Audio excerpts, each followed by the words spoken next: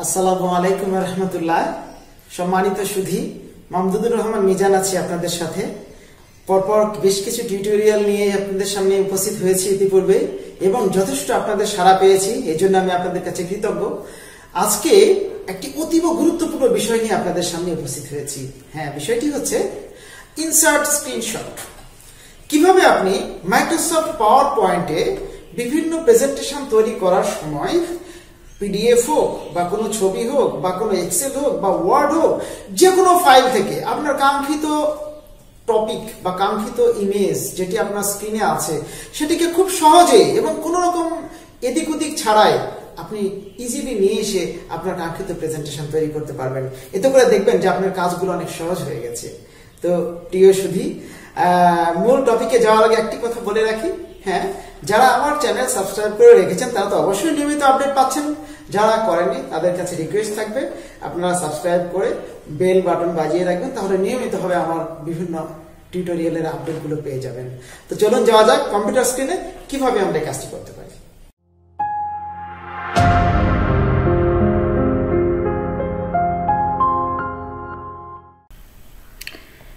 সম্মানিত সুধী, কম্পিউটার স্ক্রিনে আপনাদেরকে স্বাগত জানাচ্ছি।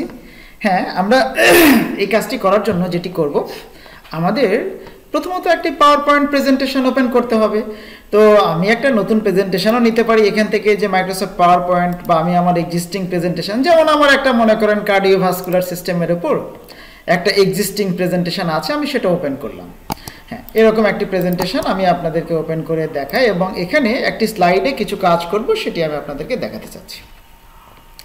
তো আমরা এই কাজটি করব মূলত, যেমন আমি আপনাদের এর আগে একদিন দেখিয়েছিলাম যে ফাইল মেনু বা ফাইলের পরে হোম মেনু, এগুলোতে আমরা কোন জায়গায় কি কাজ করতে পারি। আজকে আপনাদের যেটি দেখাবো ইনসার্ট স্ক্রিনশট, এটা কিভাবে করব। তাহলে আপনাকে কি করতে হবে, যে মেনুতেই থাকি না কেন আমাকে যেতে হবে ইনসার্ট মেনুতে। ইনসার্ট মেনুতে গিয়ে আপনার স্ক্রিনশটের দুটো পদ্ধতি আছে।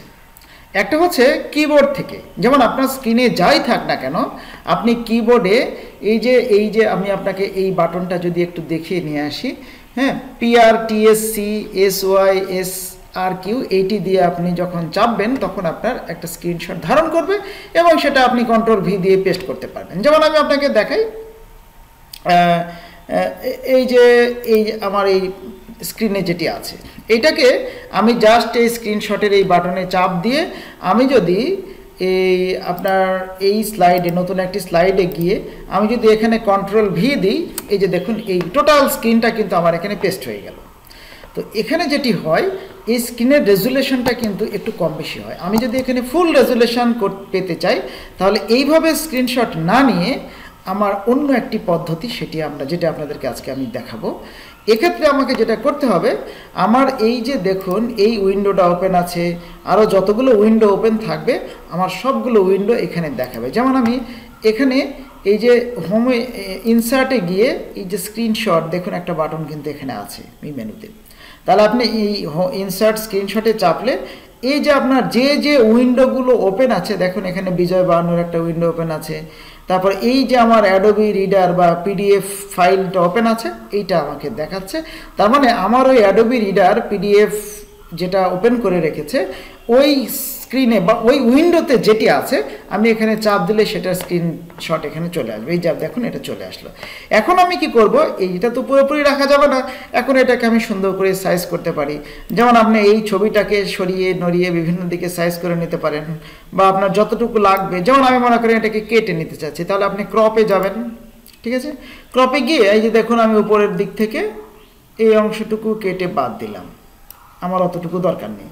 আবার আমি বাম দিক থেকে এতটুকু অংশ এই যে দেখুন কেটে বাদ দিলাম, আবার আমি ডান দিক থেকে এতটুকু অংশ কেটে বাদ দিলাম। ঠিক আছে, এখানে আমার চিত্র নাম্বার কত এটিও আমার দরকার নেই, আমি এখান থেকেও এতটুকু অংশ কেটে এইভাবে সুন্দর করে বাদ দিয়ে দিলাম। এই যে বাদ দিয়ে দিলাম।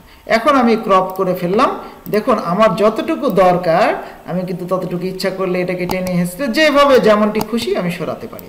এটাকে আপনি ইচ্ছা করলে আরও বড় করে দিতে পারেন, হ্যাঁ, বা আপনার শুধু ডান দিকে একটু প্রশস্ত বাড়িয়ে দিয়ে, এই যে দেখুন আপনি যেরকম ছবি দিয়ে এটাকে উপস্থাপন করতে চাচ্ছিলেন আপনি কিন্তু ঠিক পেয়ে গেছেন।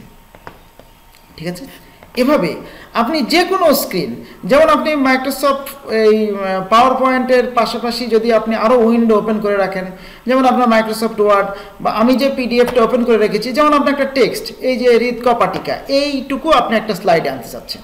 এটাকে যদি আনতে চান আবারও আপনি চলে যান, এখানে গিয়ে নিউ স্লাইড বা কন্ট্রোল ডি দিলে আমার এই স্লাইডেরই একটি ডুপ্লিকেট তৈরি হবে। আমি এটাকে ডিলিট করে দিলাম। হ্যাঁ, এটাকে ডিলিট করে দিয়ে আমি এই জায়গায় ওই হৃদকপাটিকাটা আনতে চাই। তাহলে আবারও দেখুন, আমি যদি এখানে ইনসার্টে চলে যাই, ইনসার্ট স্ক্রিনশট, এই যে আমার অ্যাডোবি রিডারের এটা দেখুন, এই স্ক্রিনটা কিন্তু আমার চলে এসেছে। এখন আমি ঠিক আবার আগের মতো এখানে ক্রপ করব।